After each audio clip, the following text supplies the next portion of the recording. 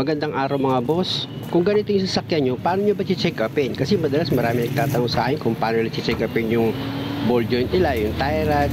Pag ganyan tayo mga boss, ang chinecheck nyo dyan yung bearing, yung ball joint, upper, lower, pati yung suspension nya. Malalaman dyan, dapat yan mga boss wala siyang kalug. Pag ganito naman, ang machecheck mo dyan yung tie rod, yung rack end, yung steering mo kung malaki yung play. Kasama pa rin dyan sa machecheck yung bearing, pati yung suspension arm nya. Mahalaga mga boss, marunong din kayo mag-check ng sasakyan nyo bago kayo magpagawa. Kasi laging tatandaan itong sinasabi ko, dapat wala yang kalug.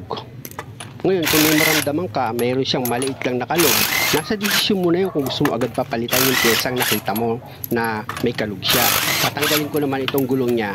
Pag tinanggal nyo yung gulong niya mga boss, tapos hindi nyo siya matanggal, di ba? Kumapit na itong gulong mo dito sa hub niya. Ang gawin mo dyan, lagyan mo siya ng isang nut mga boss. Pero wag mo siyang hihigpitan, yung tama lang, kalahati lang na thread na ipasok mo, tapos sipain mo siya patalikod sa gilid niya. Ayan o. Medyo lalaksan mo siya, di ba? Bumitaw na. Pwede mong gawin yung ganong diskarte mga boss. Pag kumapit, itong gulong sa hub niya. Kaya ka lang naman naglagay ng nut just in case aksidente bumagsak yung gulong mo, at least meron siyang nut, hindi siya bibitaw, di ba? Ganun ang purpose nun. Tapos i-check mo naman dito yung caliper mo at saka yung rotor. Sa caliper, natural na may konting play yan dahil sa sliding pin niya. Tapos dito naman sa rotor niya, pag inikot mo yan, halimbawa may umuugong sa'yo, pwede mong i-manual lagan yan. Mararamdaman mo naman pag magaspang mga boss mararamdaman ng kamay mo yan. Dapat pag inikot mo yung rotor niya, swabe lang siya, wala kang maramdaman na parang may magaspang, okay yun. At ito naman yung bolt niya dito sa caliper. Makikita mo naman pag maluwag yan Marami na rin akong accidentally na nakitang maluwag yung tornilyo dyan sa brake caliper, kaya mahilig na rin ako mag-check dyan. Minsan kasi pag nagpalit ka ng brake pad, minsan hindi masyado nahigpitan, kaya naging ugali ko na rin yung mag-check dyan sa brake caliper niya. Tapos ito naman yung stabilizer linkage niya. Ayan, maramdaman ng kamay mo yan. Kapag nauga mo ng kamay mo yan, masyado siyang malambot o kaya may uga siya, recommended na rin yan for replacement. Kasi sa ilalim din yan mga boss, may bushing naman, rubber bushing sa ilalim, dalawa yan. Minsan yan lang yung lumalagotok, pero okay naman tong stabilizer link mo. Kung okay pa, pwede mong higpitan. Pag hindi na, palitan mo na. Tapos ito naman yung shock absorber mo. Diyan naman, pag basahan lang yan, pwedeng pumutok na yung shock absorber mo. O kaya pag napadaan ka naman ng lubak, malambot na siya o kaya matagtag na, palitin na yan. Sa ibabaw niya, meron yung rubber bushing. Pwedeng yun lang ang palitan mo kung okay pa yung shock absorber mo. O kaya kung maluwag lang naman, pwede mo naman siyang higpitan lang.